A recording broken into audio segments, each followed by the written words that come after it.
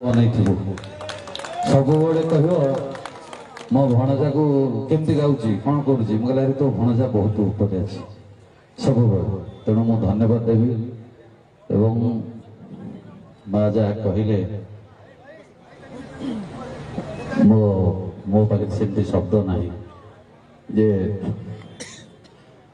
ହ୍ୟୁମାନର ବାପା ମା ଏବଂ ଶ୍ରେୟାର ବାପା ମା ତାଙ୍କ ରିସିପ୍ସନ୍ ଦିନେ କହିଲେ ସାର୍ ଇଏ ପିଲା ଆମର ନୁହେଁ, ଇଏ ପିଲା ଏ ଦି ଜଣଙ୍କ ଆପଣଙ୍କର। ମୋତେ କଷ୍ଟ, ଆପଣମାନେ କେବେ ମୋ ଜୀବନରେ ମୋ 32 ବର୍ଷ କ୍ୟାରିୟରରେ କେବେ ମୋ ଆଖିରେ କେବେ ଲୁହ ଦେଖିନଥିବେ। ଏବଂ ମୋ ଗାଁ ଲୋକ ବି କହିଛନ୍ତି ଯେ ମୋ ବାପା ଯେତେବେଳେ ଚାଲିଯାଇଥିଲେ ମୁଁ ବି ଏମିତି କାନ୍ଦିନଥିଲି, କିନ୍ତୁ ପ୍ରଥମ ଥର ପାଇଁ ସେ ମୋ ହୃଦୟରେ, ସମସ୍ତଙ୍କ ହୃଦୟରେ ଏମିତି ଭାବରେ ସେ ବହିଥିଲା ଯେମିତି କୋହ ନୁହଁ, ଲୁହ ନୁହଁ, ସବୁକିଛି। ତେଣୁ ଏଭଳି ଯୋଗ ଜନ୍ମା ପୁଅ ପ୍ରକୃତରେ 100 ବର୍ଷରେ ଥରେ ଜନ୍ମ ନିଅନ୍ତି, ଜଣେ ଜନ୍ମ ନିଅନ୍ତି। ବହୁତ ଆସୁଛି ଯେ ହ୍ୟୁମାନ ସାଗରକୁ ଆପଣ ଚାହିଁଥିଲେ ବଞ୍ଚେଇ ପାରିଥାନ୍ତେ। ମୁଁ କିଏ? ମୁଁ ଯେତିକି ଜାଣିଛି ଯେ ବହୁତ କମ୍ ସମୟ ପାଇଁ ଯେଉଁମାନେ ଆସନ୍ତି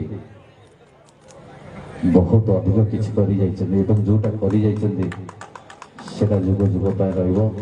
ସେ ସ୍ୱଶରୀରରେ ନାହାନ୍ତି, କିନ୍ତୁ ସେ ଯେଉଁ ଗାଇ ଯାଇଛନ୍ତି ସେ ଗାଇବାଟା ସବୁଦିନ ପାଇଁ ରହିବ। ଏବଂ ମୁଁ ଆଉ ଗୋଟେ କଥା ଆପଣଙ୍କୁ ଅନୁରୋଧ କରିବି, ଆପଣଙ୍କର ସେ ଯେଉଁ ଲାଷ୍ଟ ସିନେମା ଯେଉଁଟା ଖାଲି ପ୍ରଥମ ଅନ୍ତରା ଗାଇଛି, ଅଧା ରହିଛି, ତାର ଯେଉଁ ଡିରେକ୍ଟର ସେ ବି ଟିଟଲାଗଡ଼ର ଜିତେନ୍ଦ୍ର ମିଶ୍ର, ବାଘୁଣୀ ସିନେମା। ଆପଣମାନେ ସମସ୍ତେ ସ୍ୱର ଉତ୍ତୋଳନ କରନ୍ତୁ, ଜିତେନ୍ଦ୍ର ବାବୁ ପାଖରେ କଥା ପହଞ୍ଚାନ୍ତୁ ଯେ ସେ ଯେତିକି ଗାଇছে ସେତିକି ତ ସିନେମାରେ ରହିବ। ଏବଂ ସେ ସିନେମା କେବଳ ଓଡ଼ିଶାରେ ରିଲିଜ୍ ହେଉନି, ସାରା ପୃଥିବୀରେ ରିଲିଜ୍ ହେଉଛି, ଇଣ୍ଟରନ୍ୟାସନାଲ ଫିଲ୍ମ।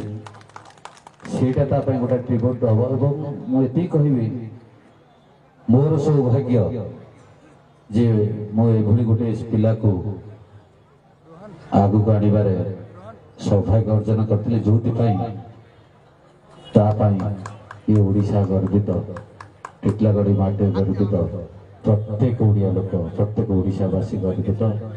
ଏବଂ ମୁଁ ଗୋଟେ ଛୋଟିଆ ଇନସିଡେଣ୍ଟ କହିବି। ମନୋରଞ୍ଜନ ମିଶ୍ର ଆମର ଯିଏ ନ୍ୟୁଜ୍ର ଏଡିଟର ଅଛନ୍ତି, ସେ ଥରେ ଫୋନ୍ କଲେ ମୋତେ, କହିଲେ ପ୍ରେମାନନ୍ଦ ବାବୁ, ଓଡ଼ିଶାର ଗୋଟେ କଳାକାର, ଏତେ କଳାକାର ଯାଇଛନ୍ତି, ସବୁ ସିନେମା ଷ୍ଟାର, ଆକ୍ଟର ଆକ୍ଟ୍ରେସ୍, କିନ୍ତୁ ଗୋଟେ ସିଙ୍ଗର ପାଇଁ ନ୍ୟାସନାଲ ଇଣ୍ଟରନ୍ୟାସନାଲରେ ନ୍ୟୁଜ୍ ହେଇପାରେ ହ୍ୟୁମାନ ସାଗର ଦେଖେଇଦେଲା। ତେଣୁ ତାର ଯୋଗ୍ୟତା ଆମ ଓଡ଼ିଶାରେ ନୁହେଁ, ସାରା ପୃଥିବୀରେ ସେ ପହଞ୍ଚିଛି।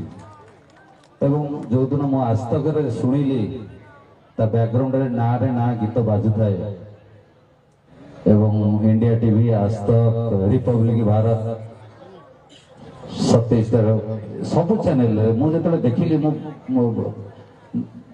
ମୋତେ ଲାଗିଲା ଯେମିତି ହ୍ୟୁମାନ ଅଛି ଏବଂ ଯାହା ଗାଇ ଯାଇଛି, ଯାହା କରିଯାଇଛି ସେଟା ସବୁଦିନ ପାଇଁ ରହିବ। ମୁଁ ଜଗନ୍ନାଥଙ୍କ ପାଖରେ ପ୍ରାର୍ଥନା କରିବି। ଆଉ ଗୋଟେ ଶ୍ରେୟ ନିଶ୍ଚିତ ଦେବି। ମୁଁ ଏଇ ଯେଉଁ ବଲାଙ୍ଗୀର ଅଡ଼ିସନରୁ ତାକୁ ନେଇଥିଲି, ମୋତେ ପଙ୍କଜ ଫୋନ୍ କଲା, ପଙ୍କଜ ମୋ ସାଙ୍ଗ।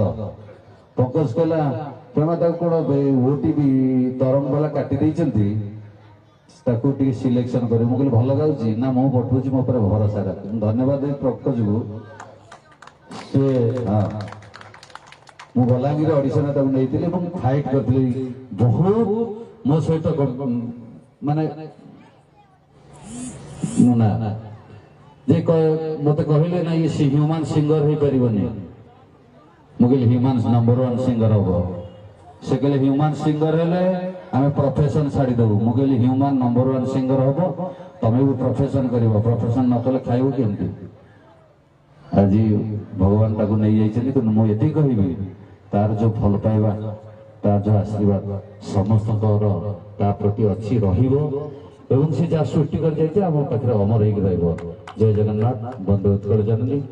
ଆଉ ମୁଁ ଆଜି ଶ୍ରେୟା ସହିତ, ମାଙ୍କ ସହିତ ଏବଂ ଶ୍ରେୟାର ବାପା ମା ଥିଲେ, କଥା ହେଉଥିଲି, ବହୁତ କିଛି କଥା ହେଲି, କଷ୍ଟ ଲାଗିଲା। ମୁଁ କେବେ ଭାବିନଥିଲି ତା ଗାଁକୁ ଆସିବି ଏବଂ ତା କବରସ୍ଥାନ ଯାଇ ଫୁଲ ଦେବି, ଯେଉଁ ହାତରେ ତିଆରି କରିଛି ସେଇ ହାତରେ ଯାଇ ଫୁଲ ଦେବି। ଭାରି କଷ୍ଟ ଲାଗିଲା, କିନ୍ତୁ ଯାହା ବିଧିର ବିଧାନ। ତେଣୁ ମୁଁ ଏତିକି କହିବି ଏ ଯୋଉ ଆପଣ ମାନଙ୍କ